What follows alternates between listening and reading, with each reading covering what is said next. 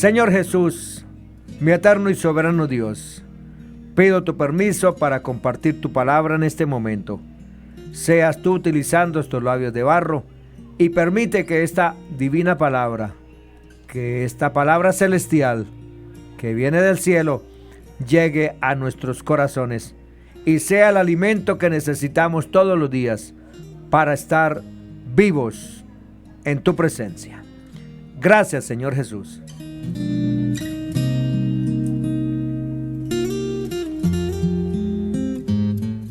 ¿Estás satisfecho con tu vida? Job 7. ¿No es acaso brega la vida del hombre sobre la tierra y sus días como los días del jornalero? Como el siervo suspira por la sombra y como el jornalero espera el reposo de su trabajo, así he recibido meses de calamidad y noches de trabajo me dieron por cuenta. Cuando estoy acostado, digo, ¿cuándo me levantaré? Mas la noche es larga y estoy lleno de inquietudes hasta el alba. Mi carne está vestida de gusanos y de costras de polvo, mi piel hendida y abominable. Y mis días fueron más veloces que la lanzadera del tejedor, y fenecieron sin esperanza. Acuérdate que mi vida es un soplo, y que mis ojos no volverán a ver el bien. Los ojos de los que me ven no me verán más. Fijarás en mí tus ojos, y dejaré de ser. Como la nube se desvanece y se va, así el que desciende al Seol no subirá. No volverá más a su casa, ni su lugar le conocerá más. Qué palabras tan profundas, tan tremendas, tan contundentes del santo Job. Tuvo un conocimiento exitoso, tuvo un comienzo exitoso, luego le vino la calamidad. Después se arrepintió en el polvo, recapacitó y se volvió a Dios, siendo sus últimos días mejores que los primeros. Estimados oyentes, imaginémonos por unos segundos llegar al final de nuestra vida y poder decir, mi vida ha sido mucho mejor de lo que nunca imaginé. ¿Alguna vez has tenido una meta en la vida? Y luego de conseguirla te dijiste a ti mismo, ¿habrá valido la pena hacer esto? O tal vez, ¿esto es tan bueno como pensaba que sería? Otra situación podría ser, ¿te ha pasado alguna vez que has elegido ir por un camino y después de reflexionar dices, pensaba que esto era bueno para mí, pero de hecho es mucho mejor de lo que imaginaba? Pensemos en lo satisfactorio que sería haber dedicado toda nuestra vida a algo que pertenece a un alto nivel, a las grandes categorías, basándonos en lo que las personas llaman pertenecer a las grandes ligas. Estos han escrito que nosotros para ellos, el mundo entregado al maligno, dicen ellos, somos lo peor. Todos los que hemos rendido completamente nuestra vida al Señor y somos sus discípulos. ¿Qué implica no ser parte del mundo? Ustedes no son parte del mundo. Juan 15:19. Nada más llamativo en el testimonio de una persona que estimaba hacer algo y cuando tuvo un encuentro personal con Dios, abandonó todo y lo tuvo por pérdida para alcanzar el pleno conocimiento del Mesías Salvador, de Cristo el Señor. Saulo de Tarso, rabino judío, celoso de la ley y las costumbres judaicas, luego de ver un resplandor intenso de luz de camino a Damasco, dijo: ¿qué quieres que yo haga? Hechos 9:3-6. Años más tarde de hacer la voluntad divina, concede un testimonio impactante sobre la elección que hizo en su vida. Primera Timoteo 1:12-16 dice: doy gracias al que me fortaleció, a Cristo Jesús nuestro Señor, porque me tuvo por fiel, poniéndome en el ministerio, habiendo yo sido antes blasfemo, perseguidor e injuriador. Mas fui recibido a misericordia, porque lo hice por ignorancia, en incredulidad. Pero la gracia de nuestro Señor fue más abundante con la fe y el amor que es en Cristo Jesús. Palabra fiel y digna de ser recibida por todos, que Cristo Jesús vino al mundo para salvar a los pecadores, de los cuales yo soy el primero.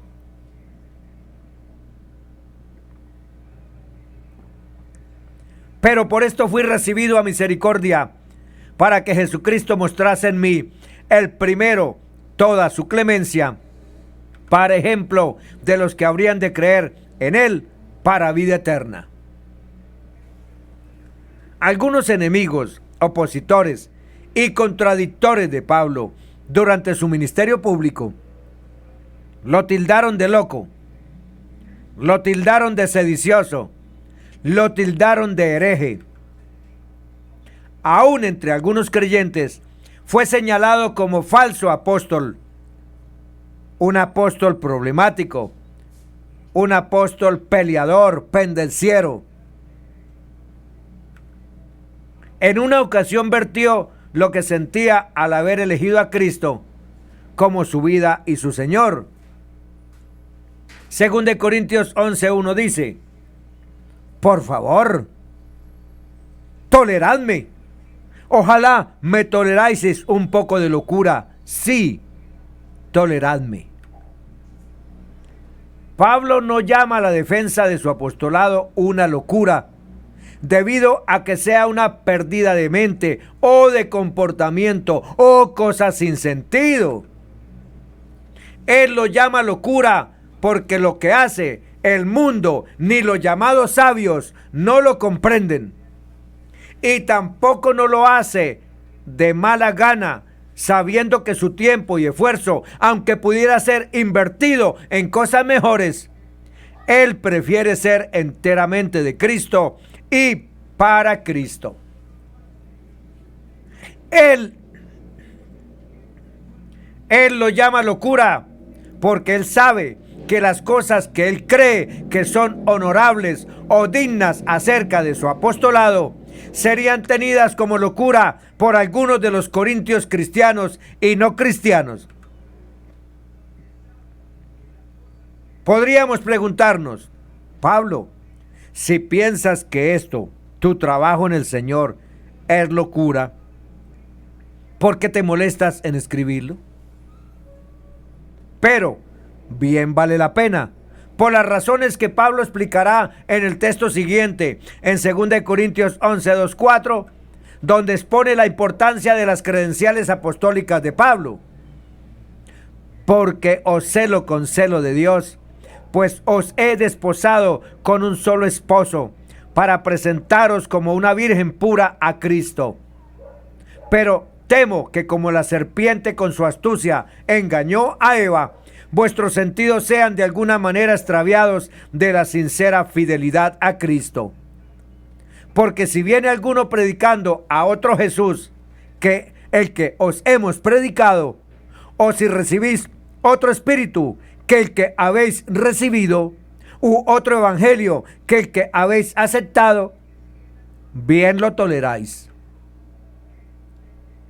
Es importante que los corintios cristianos entiendan y confíen en las credenciales apostólicas de Pablo, porque Pablo cela sus corazones con celo de Dios. El celo de Dios de Pablo es una cosa buena, y él se ofendería si los corintios son seducidos por un falso entendimiento de lo que significa ser un apóstol un creyente, un fiel en Cristo. El celo humano es un vicio, pero el Señor dijo: porque soy Jehová tu Dios, fuerte, celoso. Éxodo 25. El celo de Dios es amor en acción.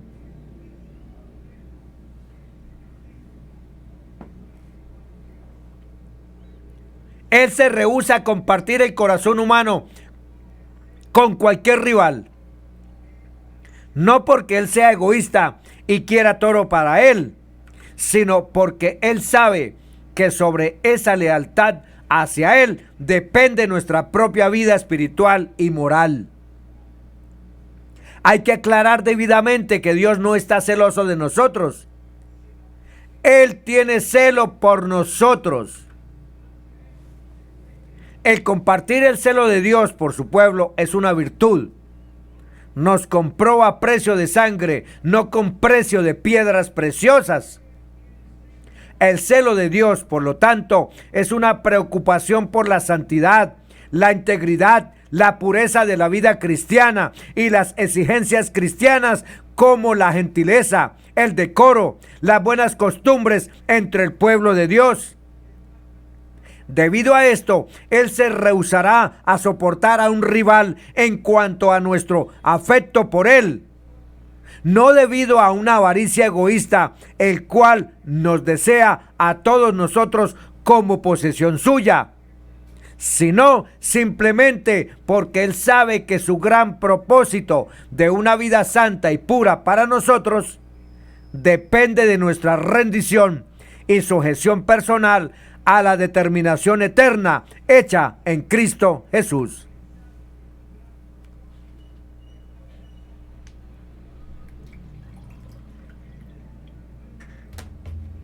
Es importante que los corintios cristianos entiendan y confíen en las credenciales apostólicas de Pablo, porque Pablo es como el amigo del esposo, quien cuida a la novia en el tiempo entre el ser desposado y la boda. Pablo se considera a sí mismo el amigo del desposado, del Señor Jesús, y él hará lo mejor para que pueda presentar a la novia como una virgen pura a Cristo en el día de la boda, cuando los corintios cristianos estén un día delante de la presencia del Señor Jesús. En la cultura judía de aquel tiempo, el amigo del desposado, mencionado también en Juan 3:29, tenía una tarea importante por hacer: el procurar un esposo para la doncella virgen casamentera, el cuidarla y el dar testimonio de sus dotes corporales y maritales.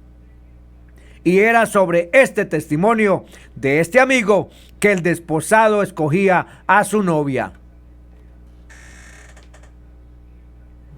Él era el internuncio entre ella y su esposo elegido, llevando todos los mensajes de ella hacia él y de él hacia ella. Pues antes del matrimonio, las mujeres eran cuidadas estrictamente en casa con sus padres o amigos. También el amigo del desposado era llamado, si era necesario, para vindicar el carácter de la novia. Recuerde también que el tiempo de desposorio no era tomado a la ligera en la cultura de Pablo. Si alguien era infiel durante el periodo de desposorio, era considerado adulterio y el desposorio solamente podía ser quebrantado por la disolución del vínculo contraído. Cualquier tiempo que le damos a otra cosa en nuestro corazón que no sea Dios y su palabra bendita, estamos cometiendo infidelidad espiritual durante el periodo de compromiso, de voto y de pacto. Es importante que los corintios cristianos entiendan y confíen en las credenciales apostólicas de Pablo, porque Pablo sabe la naturaleza sutil de los engaños de Satanás. El resultado final, los corintios cristianos no admiraban las credenciales apostólicas de Pablo porque pensaban de una manera mundana sin tener la mente de Cristo. A ellos no les gustaba la debilidad de carácter aparente de Pablo y su apariencia física poco impresionante.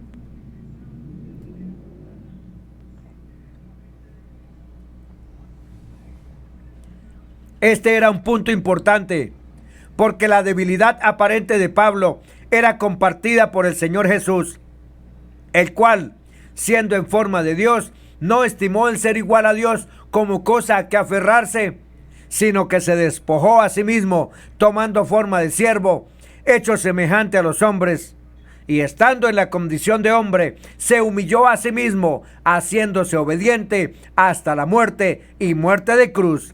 Filipenses 2, 6, 8. No solamente eran las credenciales apostólicas de Pablo las que estaban bajo ataque, la propia naturaleza de Cristo el Señor era atacada también. Pablo entendía que el engaño de Satanás en Eva en el jardín del Edén es un buen ejemplo de las tácticas engañosas de Satanás. Esta fue una mala y dolorosa decisión. La mentira hacia Eva prometiéndole: no moriréis. Estaba rodeada de medias verdades y de engaños tentadores. Qué triste y miserable elección. Los corintios cristianos eran retados por la decepción del triunfalismo exitoso, ya que la vida cristiana no estaba envuelta en alegrías de momento o fugaces, sino en la verdad de la vida triunfante que vivimos en Cristo Jesús.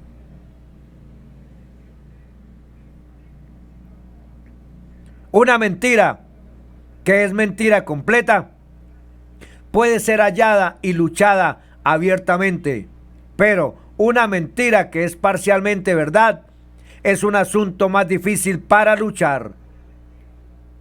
La elección que se toma con base en una mentira a medias es mortal para el alma y compromete la eternidad. Es importante que los corintios cristianos entiendan y confíen en las credenciales apostólicas de Pablo, porque Pablo sabe que ellos son atraídos a los falsos apóstoles, quienes predican a otro Jesús, no al Señor Jesús de la Escritura. Los problemáticos entre los corintios cristianos, quienes agitaban la contienda en contra de Pablo, no atacaban a Pablo solamente, ellos también atacaban al verdadero Señor Jesús, al predicador, al verdadero Señor Jesús, al predicar a otro Jesús, porque ya lo predicaban. No se esmeraban en discernir al verdadero del falso, ni estaban animados a preguntarse quién era este otro Jesús. Debido a la manera en que los corintios cristianos despreciaban a la imagen de debilidad y la apariencia poco atractiva de Pablo, el otro Jesús, el falso, quizás era uno que no conocía debilidad, persecución, humillación, sufrimiento o muerte. Un super Jesús o un Jesús inferior. Otro Jesús que no es el Señor Jesús verdadero. Este otro Jesús no puede salvar. Es otro que el que nos hemos predicado. O si recibís otro espíritu, otro evangelio. Qué peligro tomar una mala decisión o elección como esta, pues hacerlo significa que Satanás engaña como presunto mensajero de luz. Pablo advirtió aparte de los corintios a los gálatas en contra de recibir a otro Jesús u otro evangelio. Hacerlo implica caer de la gracia de Dios. Veamos por qué. Si aún vosotros o un ángel del cielo os anunciare otro evangelio diferente del que os hemos anunciado, sea maldito, sea anatema. Como antes hemos dicho, también ahora lo repito, si alguno os predica diferente evangelio del que habéis recibido, sea anatema, maldito. Gálatas 1, 8, 9.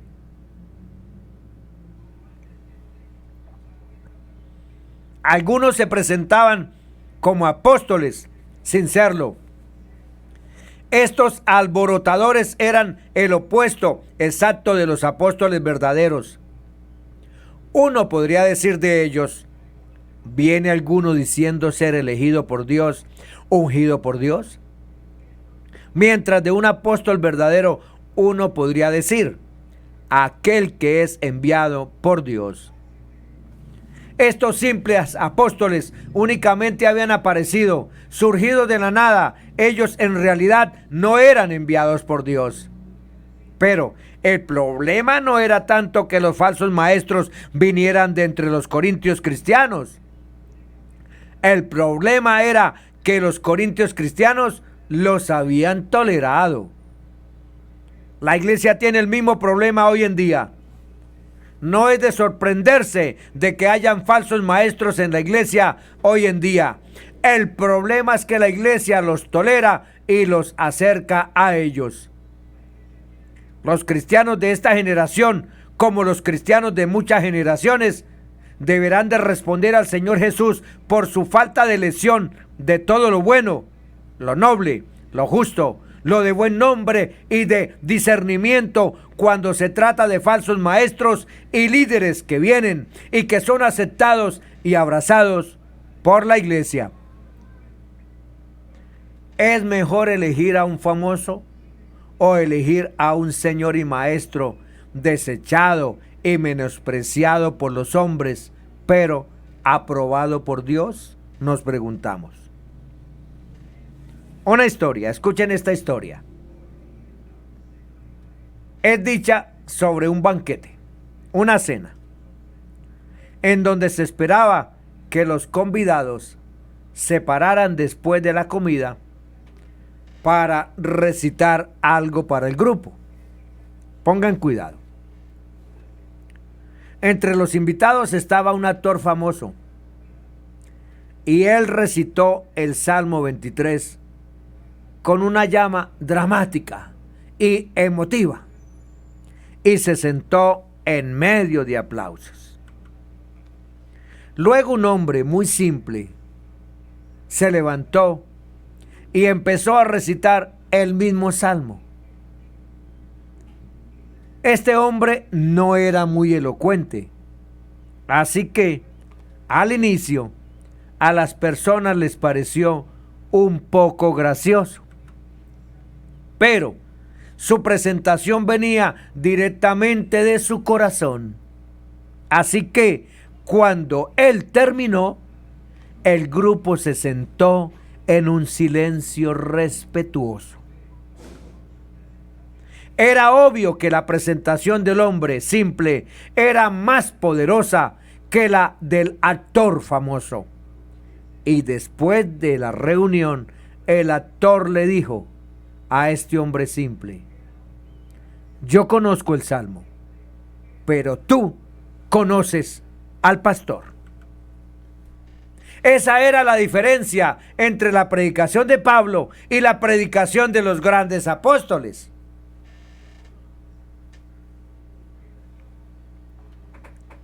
Pablo no tenía la afinidad y estilo de un gran orador, pero él conocía a Dios y así predicaba el evangelio con poder. Pocos cristianos modernos quieren tratar con el hecho de que aún hay falsos apóstoles y obreros fraudulentos entre los cristianos. Sin embargo, ellos claramente estaban allí en medio de las congregaciones en los días de Pablo, y estos personajes fraudulentos todavía permanecen hasta el día de hoy. Ellos no invitan a elegir la mejor decisión en nuestras vidas. Ellos ya han decidido qué creer y hacer para mantener al pueblo en esclavitud espiritual. Es muy fácil para todas las personas, incluyendo los cristianos, el ser atraídos por la imagen y la apariencia. En 2 Corintios 11, 22, 23, Pablo manifiesta las credenciales apostólicas que lo hacen ministro de Cristo. Algunos no soportarían tener una vida como esta, ni estarían satisfechos de pasar por estas cosas o estar satisfechos con este estilo de vida paulina, si es que se les puede llamar estilo de vida. ¿Son hebreos? Yo también. ¿Son israelitas? Yo también.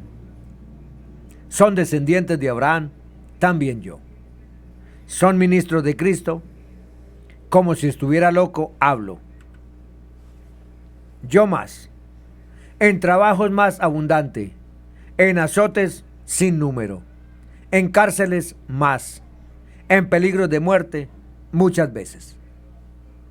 De los judíos 5 veces he recibido 40 azotes menos 1.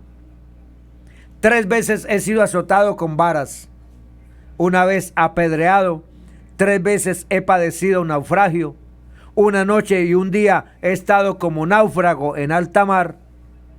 En camino muchas veces, en peligros de ríos, peligros de ladrones, peligros de los de mi nación, peligros de los gentiles, peligros en la ciudad, peligros en el desierto, peligros en el mar, peligros entre falsos hermanos, en trabajo y fatiga, en muchos desvelos, en hambre y sed, en muchos ayunos, en frío y en desnudez, y además de otras cosas, lo que sobre mí se agolpa cada día, la preocupación por todas las iglesias.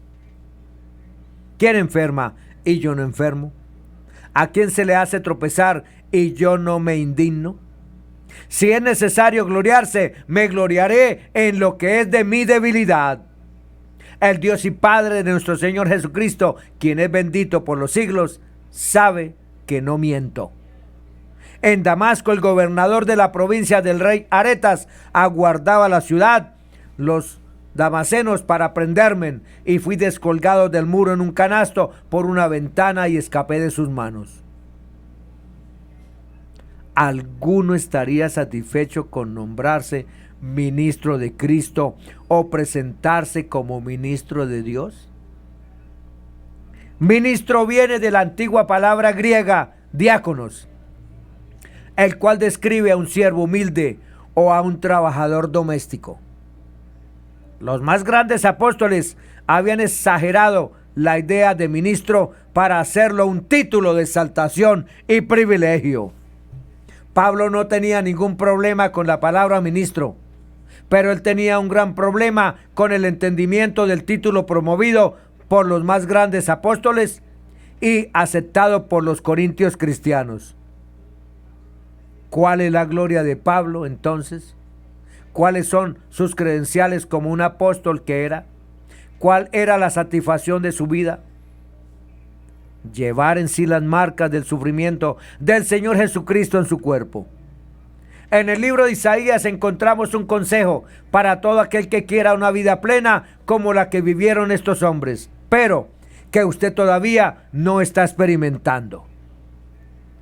¿Por qué gastáis el dinero en lo que no es pan y vuestro trabajo en lo que no es sacia? Oídme atentamente y comed del bien, y se deleitará vuestra alma en abundancia. Isaías 55, 1, 2. El capítulo continúa con la exhortación a buscar al Señor y a escuchar su palabra, y explica el por qué. Porque como desciende de los cielos la lluvia y la nieve, y no vuelve allá, sino que riega la tierra y la hace germinar y producir, y da semilla al que siembra y pan al que come, así será mi palabra que sale de mi boca, no volverá a mí vacía, sino que hará lo que yo quiero y será prosperada en aquello para que la envíe. Porque con alegría saldréis y con paz seréis vueltos. El Señor Jesús le dijo a la mujer samaritana en el pozo que cualquiera que bebiere de esta agua volverá a tener sed, mas el que bebiere del agua que yo le daré no tendrá sed jamás, sino que el agua que yo le daré será en él una fuente de agua que salte para vida eterna. Podríamos decir que esto es un cumplimiento de lo que Isaías profetizó sobre el Señor Jesús. Y la voluntad de Jehová será en su mano prosperada, verá el fruto de la aflicción de su alma y quedará satisfecho. Isaías 53, 10, 11. Estimados oyentes, Con tales ejemplos y promesas dadas a nosotros, no es sabio buscar a Jehová mientras pueda ser hallado, llamarlo en tanto que está cercano. Isaías 55:6. Bendiciones para todos. En el nombre que es sobre todo nombre, Jesús de Nazaret.